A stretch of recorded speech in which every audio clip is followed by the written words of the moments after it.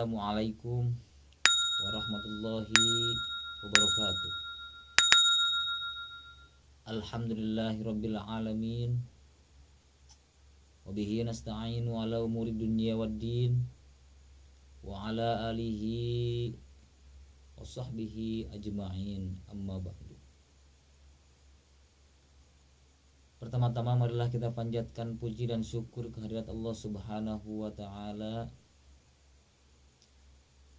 di mana kita masih diberikan kenikmatan oleh Allah Subhanahu wa taala, yaitu nikmat iman dan nikmat Islam.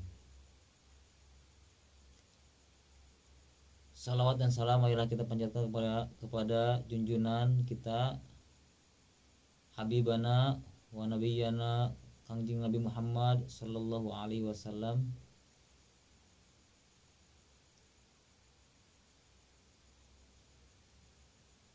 kepada keluarganya, kepada para sahabatnya, sampai kepada kita semua. Amin ya Allah ya Rabbal alamin.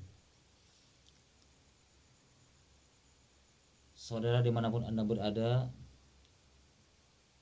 perkenalkan nama saya Rofi Udin. Saya dari kelompok 4 akan mempresentasikan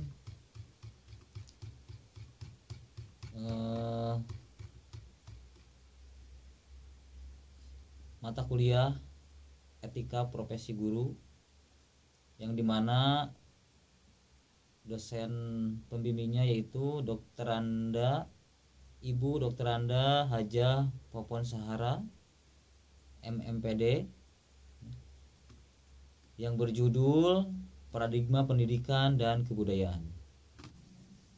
Oke, yang pertama saya akan membahas tentang pengertian paradigma pendidikan. Ya.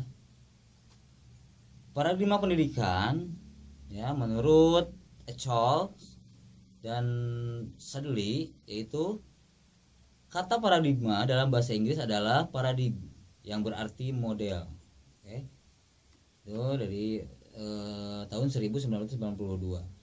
Paradigma merupakan sebuah model atau pola yang terskema dari beberapa unsur yang tersistematik, baik secara filosofis, ideologis, untuk menjadikan acuan visi hidup baik secara personal maupun kolektif untuk masa depan. Maka paradigma adalah cara dan pola yang mendasari pemahaman, penilaian, peraturan, dan pedoman dalam mengerjakan sesuatu. Bila dihubungkan dengan paradigma pendidikan, maka dapatlah dipahami bahwa model, ya, paradigma pendidikan yaitu model atau pola pendidikan yang diterapkan di Indonesia dengan sistematika implementasinya yang terstruktur dilandasi dengan filosofi dan ideologi. Ya. Selanjutnya yaitu menurut Kaja Dewantara, metode pendidikan adalah alat-alat yang pokok, ya, alat-alat yang pokok atau cara-caranya mendidik. Beliau berpendapat bahwa cara atau metode dalam mendidik anak-anak itu amatlah banyak. Oke. Yang pertama ada metode memberi contoh, ya, memberi contoh. Bagaimana memberi contoh? Memberi contoh kita kepada anak-anak didik, ya. Yang kedua yaitu metode pembiasaan atau pakulinan gewontroforming, ya, membiasakan kepada anak agar selalu bisa, ya. Yang ketiga yaitu metode pengajaran, ya, ulang buruk, ya, pengajaran seperti biasa. Yang keempat yaitu metode perintah, paksaan, dan hukuman. Ada metode perintah, memerintah, terus memaksa anak untuk mengerjakannya, dan menghukum anak apabila dia tidak mengerjakan. Oke, yang selanjutnya ada metode laku, dan yang selanjutnya lagi nomor 6 ada metode pengalaman lahir dan batin atau ngelakoni, ngerasa, atau believing, ya. Menurut Ki Hajar Dewantara, metode-metode yang lainnya yang digagas Ki Hajar Dewantara yaitu yang pertama metode keterampilan atau pekerjaan tangan, ada metode seni suara, seni tari, dan drama. Selanjutnya nomor 3 ada metode asah, asih, asuh atau care and dedication based of love ya. Selanjutnya ada metode trikon, continue ya, convergent, dan juga konsentris. Selanjutnya ada metode tringa ya. Nomor 6. Selanjutnya ada metode tri pusat pendidikan ya, atau tri sentra pendidikan. Oke, yang ketujuh ada metode natur dan evolusi. Demikian presentasi dari saya. Yang selanjutnya yaitu pendidikan dalam lingkup kebudayaan akan diteruskan oleh teman saya. Bismillahirrahmanirrahim. Assalamualaikum warahmatullahi wabarakatuh. Saya akan melanjutkan dari pemaparan rekan saya. Yang selanjutnya adalah ajaran manusia dengan alam. Ya, kebudayaan itu adalah hasil pembelajaran manusia dan alam. Alam telah mendidik manusia melalui situasi tertentu.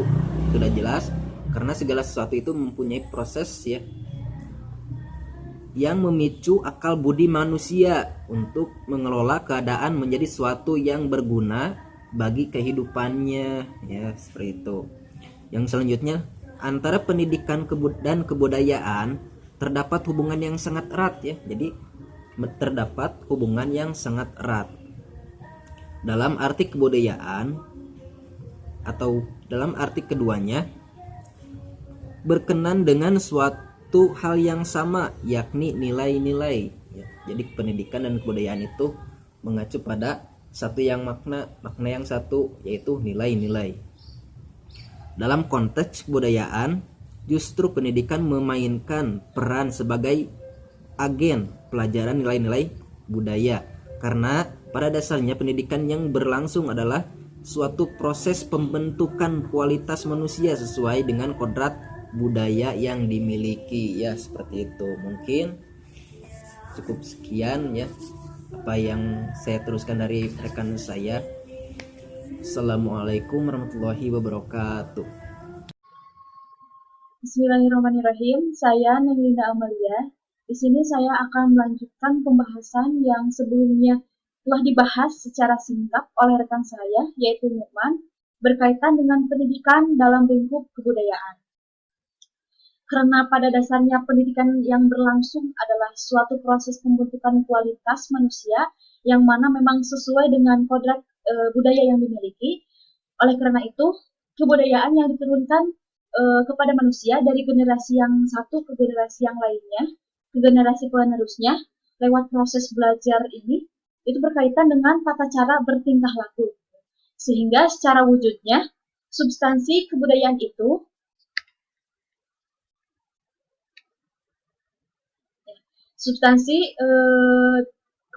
telah mendarah daging gitu ya dalam kepribadian anggota-anggotanya.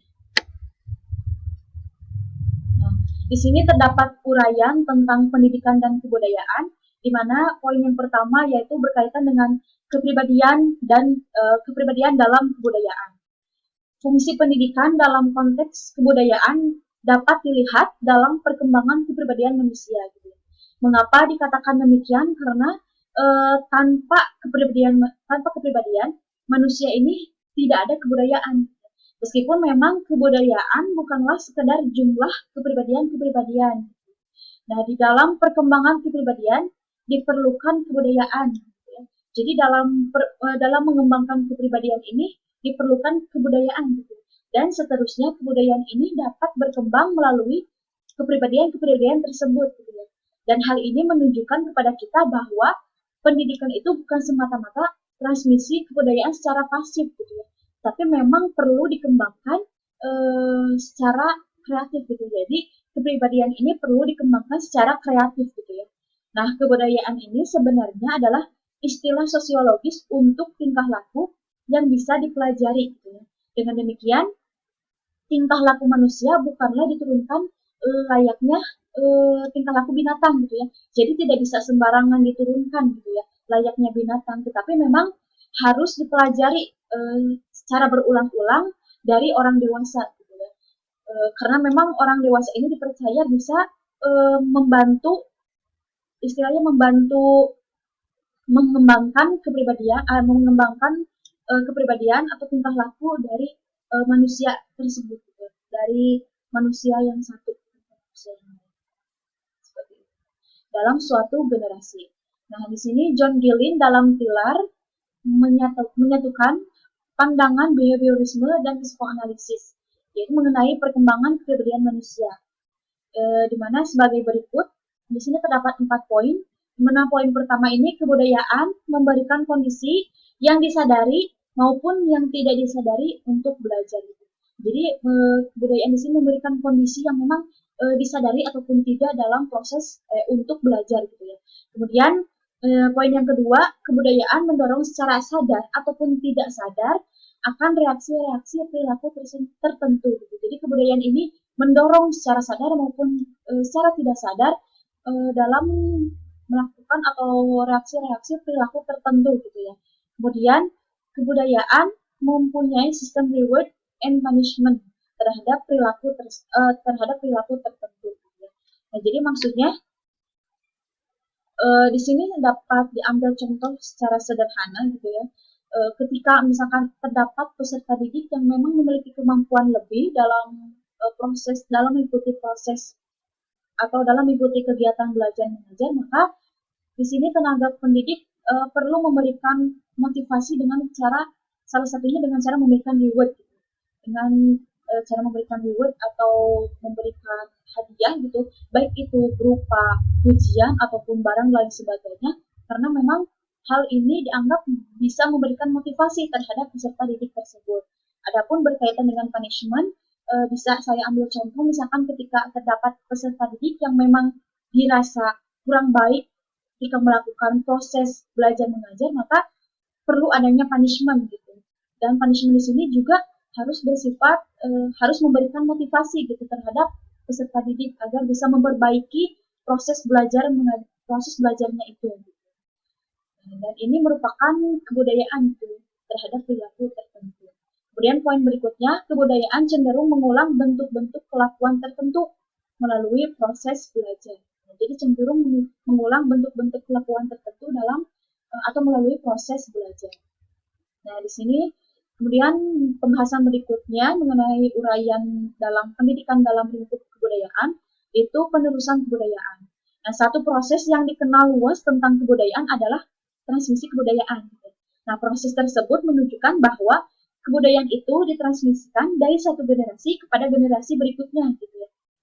Bahkan banyak ahli pendidikan yang merumuskan bahwa proses pendidikan ini tidak lebih dari proses transmisi kebudayaan. Dan jadi mengenai masalah ini perlu kita cermati secara lebih jauh gitu ya. Seperti yang telah dijelaskan sebelumnya, kepribadian ini bukanlah semata-mata hasil dari tempaan kebudayaan. Nah, di sini transmisi kebudayaan yang dikemukakan oleh Fortes dalam Kuncoroningrat pada tahun 1999 ada 3 poin, di mana poin yang pertama ini unsur-unsur yang ditransmisi. Kemudian yang kedua, proses transmisi, dan yang ketiga adalah cara transmisi tersebut seperti itu. Nah, kemudian uraian berikutnya yaitu mengenai transmisi kebudayaan. Nah, kebudayaan ditransmisikan dari satu generasi ke generasi yang berikutnya. Jadi kebudayaan ini memang pada dasarnya ditransmisikan dari satu generasi ke generasi berikutnya. Manusia atau pribadi adalah aktor sekaligus manipulator. Jadi peran manusia di sini adalah sebagai aktor sekaligus manipulator kebudayaannya. Nah, dengan demikian kebudayaan bukanlah sesuatu entity, bukan suatu entity yang statis, tetapi memang sesuatu yang terus-menerus berubah gitu. Jadi dari generasi satu ke generasi berikutnya itu berubah gitu ya. Seperti itu. Kemudian di sini terdapat transmisi kebudayaan yang dikemukakan oleh Fortes dalam Kuncoroningrat pada tahun 1991. Di sini ada 3 poin, di mana poin yang pertama ini nilai-nilai budaya. Kemudian ada adat istiadat masyarakat, kemudian pandangan mengenai hidup, serta berbagai konsep hidup lainnya yang ada di dalam masyarakat. Jadi ini berkaitan dengan nilai budaya, kemudian adat istiadat masyarakat, dan pandangan mengenai hidup, gitu, serta berbagai konsep yang ada dalam masyarakat. Kemudian yang kedua, kebiasaan sosial gitu. Nah, ini berkaitan dengan kebiasaan sosial yang mana digunakan dalam interaksi atau pergaulan para anggota di dalam masyarakat tersebut. Kemudian poin yang ketiga, proses transmisi meliputi proses-proses imitasi, kemudian identifikasi dan sosialisasi. Nah, adapun maksud dari imitasi di sini adalah meniru tingkah laku dari sekitar. Jadi meniru tingkah laku sekitar, misalkan meniru tingkah laku si A, kemudian si B dan sebagainya gitu, yang ada di sekitar masyarakat tersebut seperti itu. Nah, kemudian berikutnya yaitu mengenai pendidikan dalam proses pewarisan kebudayaan. Nah, pendidikan di sini bertujuan untuk membentuk manusia agar dapat menunjukkan perilakunya sebagai makhluk yang berbudaya gitu. Kemudian yang mampu bersosialisasi dalam masyarakatnya dan juga mampu menyesuaikan diri dengan lingkungannya gitu, dalam upaya mempertahankan kelangsungan hidup, gitu. Baik itu secara pribadi ataupun kelompok maupun masyarakat secara menyeluruh seperti itu. Kemudian sekolah ataupun pendidikan formal adalah salah satu sarana atau media dari proses pembudayaan media lainnya seperti keluarga dan institusi lainnya yang ada dalam masyarakat gitu. Nah, dalam konteks ini, pendidikan disebut sebagai proses untuk memanusiakan manusia. Nah, mungkin sekian yang dapat kami sampaikan. Mohon maaf atas segala kekurangannya. Mudah-mudahan ada manfaatnya. Billahi fisabilil haq. Wassalamualaikum warahmatullahi wabarakatuh.